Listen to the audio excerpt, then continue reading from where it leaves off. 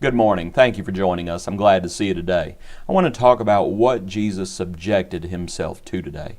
In Philippians chapter 2, it says, in talking about Jesus, who being in the form of God did not consider it robbery to be equal with God. Remember what John 1:1 says, in the beginning was God, and in the beginning was the Word, and the Word was God, and the Word was with God. But, verse 7, he made himself of no reputation, taking the form of a bondservant, and coming in the likeness of men. That phrase, made himself of no reputation, it literally means that he emptied himself. When the Son of God came to this earth, he became the Son of Man. He emptied himself. That is hard for us to wrap our finite minds around. A verse in Luke, though, helps us. In Luke 2, when Jesus was 12 years old, at verse 52 it says, and Jesus increased in wisdom and stature and in favor with God and men. How does the Son of God increase in wisdom? How does the Son of God increase in favor with God? It's because the Son of God became the Son of Man. I want to talk about, like I said, what did Jesus subject himself to? The first thing is he subjected himself to man, namely, first and foremost, his parents. Verse 51 speaks about that. He subjected himself to Mary and Joseph. He was subject to them. That does not happen outside of the flesh. Before he came in the flesh, he was not subject to man. He subjected himself to man's laws as well when he came in the flesh. Think about the magnitude of that. That doesn't happen unless he comes in the flesh. He also subjected himself to God.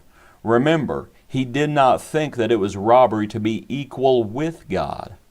But then when he came in the flesh, what did he have to do? Hebrews says that he learned obedience, even unto the point of death. He learned it. Well, when did that learning start?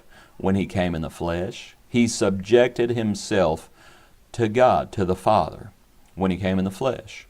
He subjected himself to temptation. James 1 at verse 13 says that God is not tempted by evil. But we know Jesus assuredly was. The pre-incarnate Jesus, before he came in the flesh, he was not tempted. But when he came in the flesh, think about what he was subjecting himself to, what he knew he was going to be subjecting himself to. He subjected himself to temptation. And if he was tempted, as we know he was, then you might think about what that means he could have done. Understand what he was putting on the line when he came in the flesh? Think about the magnitude of that idea. And it's hard to even consider it, but we need to fully appreciate Jesus. He also subjected himself, of course, to death. Sometimes we have the idea that in the garden and on the cross, that it was just the Son of Man, that it was somehow his flesh crying out to his spirit. I assure you that is not true. In the garden it says that his soul was, he said, my soul is exceedingly sorrowful. And in talking about the church, you might think about in Acts, it calls it the church of God, which he purchased with his own blood. Now what is that verse talking about? The Father doesn't have flesh and blood, but Jesus does. That's what that verse is talking about. The church of God, which he purchased with his own blood. He subjected himself to death. Hope you enjoyed this study today. God bless you. We'll see you tomorrow.